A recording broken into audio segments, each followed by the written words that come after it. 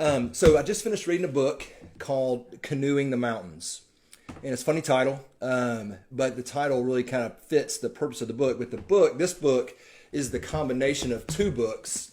One is Undaunted Courage by Stephen Ambrose. Anything you can ever read by Stephen Ambrose is great. He's a wonderful historical writer.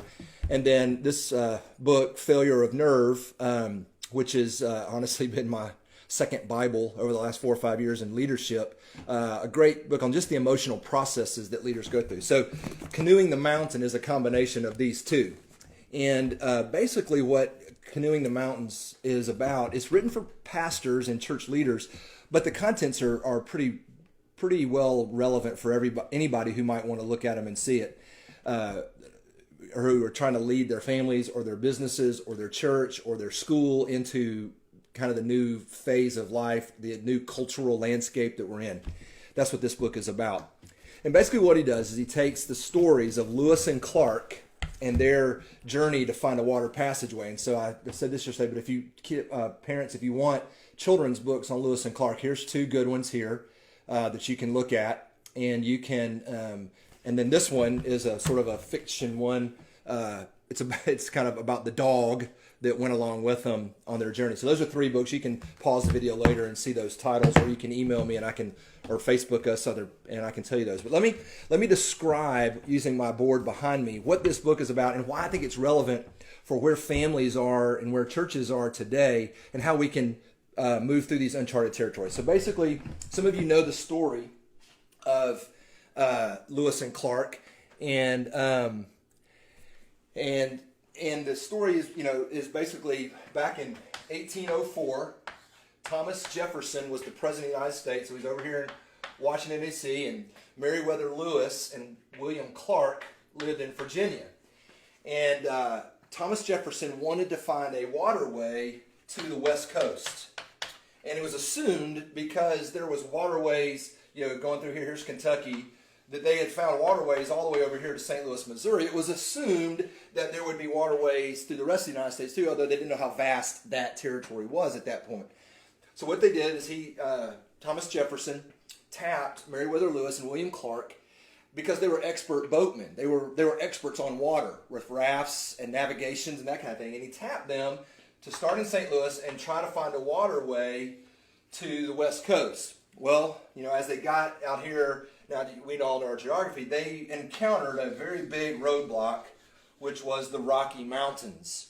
And they realized that there was not a waterway directly over there. They had to go over the mountains, which they did, and they went through Lolo's Pass and eventually met up with more water and they were able to go.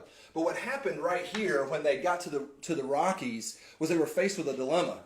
They were expert boatmen. They knew how to canoe rivers, and they had been tasked to do that. Well, when they got to the mountains, they were in uncharted territory. They didn't know what to do.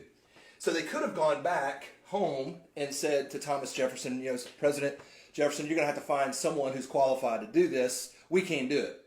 But they didn't do that. What they did was they adapted their operations. They adapted their team. They changed their functionality, and they were able to then go over the mountains through Lolo's Pass and then on to the West Coast. Now, and they got there in 1806. Now, the reason that I think this story is relevant for us in our day and time is we're in uncharted territory. And particularly, let me just speak to the issue of today, that we have an unprecedented pandemic in our culture that shut down. I think I saw almost 2 billion people in the world are in total lockdown right now. But even just more closer to home, many of you parents, many of you children have been canoeing a river for years. You've been going to school, you've been in a routine of leaving the home and going to school, and now you find yourself in the really uncharted territory of homeschooling. And believe me, Danielle and I have 4 kids. We've done every educational format that's possible, and we know what it's like to homeschool. And having those precious children home with you all day, every day is challenging, especially if you've never done it before. And so we know that many of you are in uncharted territories as that's concerned. Some of you, moms and dads, are also working from home. So you've got the added dynamic of a job and having your kids at home and having your work at home and all of those pressures. And so as a church, as a pastor, as leaders, we understand that this is difficult. These are very difficult times, and we want to help you. And so what happened with Meriwether Lewis and Will Clark is they adapted.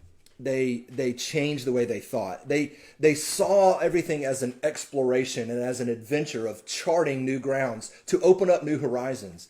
And I just wonder if we've thought about these days and times with this virus and what we're experiencing in that way, if it wouldn't help change some of our functionality and our paradigms.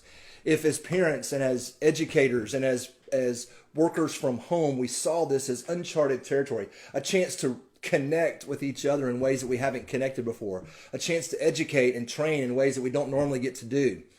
No doubt there's challenges. I mean, those guys, they were bitten by spiders, they were bitten by bears, they slept on the floor, on the ground in sub-zero temperatures for weeks on end. They have snow, they had team conflict. I mean, just because it's adventure doesn't mean it's all exciting. It's difficult, it's hard, and that's what we're all experiencing. And so that could be where you are as well. And if that is, we want to provide some help for you. We don't know what that is, and everybody has a specific directed need that they have, and so feel free to reach out to us. We have lots of people in our church and our community that have charted some of these territories in years past, but we're all sort of in a different territory now as the virus has forced us there. So as I thought about this, I'll offer three kind of perspectives to you guys, and then I'll get to some of the resources that we have, and then we'll be done for today.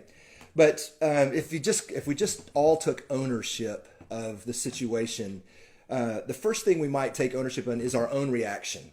And this is something that Ed Friedman talks about a lot in his Failure of Nerve book. Is as a leader, what you can most control and most have influence over in an anxious situation or a chaotic situation is your own emotional reactivity. So moms and dads, as you're at home, how you regulate your own emotional response will help chart the waters, so to speak, or the mountains, lay the mountains a little more flat for your children, for your spouse. And so that's the first thing we can take ownership in. The second thing he says is we can take ownership in our own transformation. That I'm changing, I'm adapting, I'm not being frustrated and bitter and lamenting, though those are all appropriate. But at some point we've got to say, okay, I need to change. I need to adapt and transform. And then the third is ownership of the people right in front of you, that you've got those folks, your own people. What a season that we have as a community and family to invest in those right in front of us. I know the temptation is to think that they're in the way or they're really distracting or they're really frustrating, and you want to lose your mind. Totally understand all that. We all have been there as parents and will be there. But also we can help change that to say, hey, I'm going to spend this next week, 2 weeks, 2 months, whatever it is. We don't know how long it's going to be. And I'm going to invest in those that are right in front of me that God's given me. So I was joking with some of my friends the other day. I have a ton of files on my computer, and I labeled all the documents that I'm working on for this situation. I've called it Canoeing the Coronavirus, and that's my file label, because we're going to have to canoe the coronavirus and all of the ramifications there. And I hope that we can do that together as a community.